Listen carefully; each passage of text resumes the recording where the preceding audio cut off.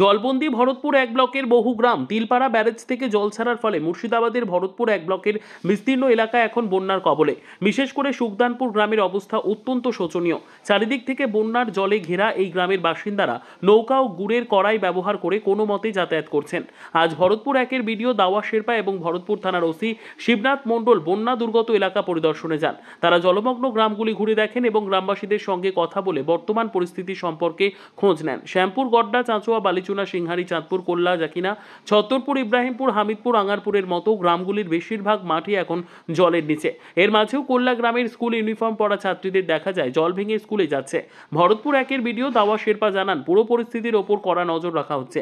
ইতিমধ্যেই বিভিন্ন গ্রামে ত্রাণ সামগ্রী পাঠানো শুরু হয়েছে এবং ত্রাণ শিবিরও খোলা হচ্ছে। তিনি আরও বলেন, তিনি নিজে সকাল থেকে বন্যা কবলিত এলাকাগুলি ঘুরে দেখছেন এবং মানুষের সঙ্গে কথা বলে দ্রুত সমাধানের চেষ্টা করছেন। এদিকে কান্দিসালার রাজ্য সড়কের আঙ্গারপুর বক্স ব্রিজের কাছে বিপদ এড়াতে পুলিশের পক্ষ থেকে বাঁশ পুঁতে লাল কাপড় ও রেডিয়াম স্টিকার লাগিয়ে রাস্তার বিপদসীমা চিহ্নিত করা হয়েছে। বন্যা দুর্গতদের অভিযোগ, গত 3 দিন ধরে এলাকায় বিদ্যুৎ ও পানীয় জলের পরিষেবা বন্ধ। তবে ভরতপুর বিপিএইচসির অন্তর্গত গড্ডা উপস্বাস্থ্য কেন্দ্রের স্বাস্থ্যকর্মীরা এই প্রতিকূল পরিস্থিতিতেও নিরলস কাজ করে চলেছেন। তারা বন্যার জল ভেঙে বাড়ি বাড়ি গিয়ে প্রয়োজনীয় ওষুধপত্র পৌঁছে দিচ্ছেন। এই পরিস্থিতিতে ত্রাণ ও পুনর্বাসনের কাজ কিভাবে আরও দ্রুত করা যায় সে বিষয়ে প্রশাসন আরও কী পদক্ষেপ নিচ্ছে তা জানতে স্থানীয় বাসিন্দারা অধীর আগ্রহে অপেক্ষা করছেন। এই ঘটনায় কে কি বললেন শুনুন বিজ্ঞাপনের পর। স্যার, এই সুলতানপুর গ্রামে দেখলাম সমস্ত এরিয়া জলমগ্ন হয়ে আছে, কি বলবেন স্যার? আজকে আমরা এই সুলতানপুরে গড্ডা গড্ডা অঞ্চলে সুলতানপুরে এসেছি। এর আগে আমরা সকালবেলা ওই ক্লাস 8টা সাড়ে 8টার দিকে আমরা গিয়েছিলাম গড্ডা অঞ্চলের মধ্যে পড়ে, সেটা হচ্ছে মানে কল্লা চাঁদপুর দুটো এডুকেশন। ওখানে মানে চারিদিকে জল আছে, মানে সমস্ত মানে ফসলগুলো মানে জলে ডুবে আছে। ওটা আমরা দেখছি। কল্লাতে মানে কিছু কিছু বাড়ি ঘরে মানে জল ঢুকেছে। ওখানে আমরা মানে একটা কমিউনিটি কিচেনের ব্যবস্থা করেছি, ওখানে খিচুড়ি রান্না হবে, শুরু হয়ে গেছে। আর তারপরে আমরা এদিকে সুলতানপুর আসলাম। সুলতানপুরে চারিদিকে জল হয়ে আছে।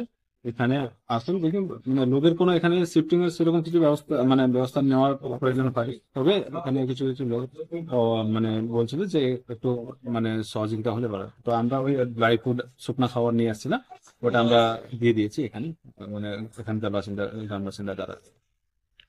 আচ্ছা স্যার, এনারা অভিযোগ করছেন যে এদের বিদ্যুৎ নেই গত 3 দিন ধরে। হ্যাঁ, বিদ্যুতের একটা মানে এখানে এসে জানতে পারলাম যে সমস্যা আছে। ওই বিদ্যুৎ নাই বলে ওদের খাওয়ার জলেও মানে মানে সমস্যা হচ্ছে বলে শুনলাম। তো তারপরে আমি SMS সঙ্গে আমাদের এখান তো বাস্তবে এসএম আছে, সিস্টেম ম্যানেজার আছে, ওনার সঙ্গে কথা বলা হয়েছে। আশা করছি মানে কিছু হয়ে মানে বিদ্যুৎটা রিস্টোর করে দিবে। স্যার, পরিদর্শন করে কি দেখলেন? জল কমছে? হ্যাঁ, জল মানে কমছে বলতে এখন স্টুডিও অবস্থায় আছে।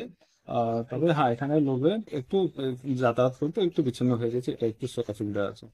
আরো স্যার, একটা জিনিস অভিযোগ করছেন যে যে রাস্তাটা আছে সেই রাস্তাটা একটু উঁচু করা নিয়ে বলছিলেন, তো এই বিষয়ে স্যার কিছু?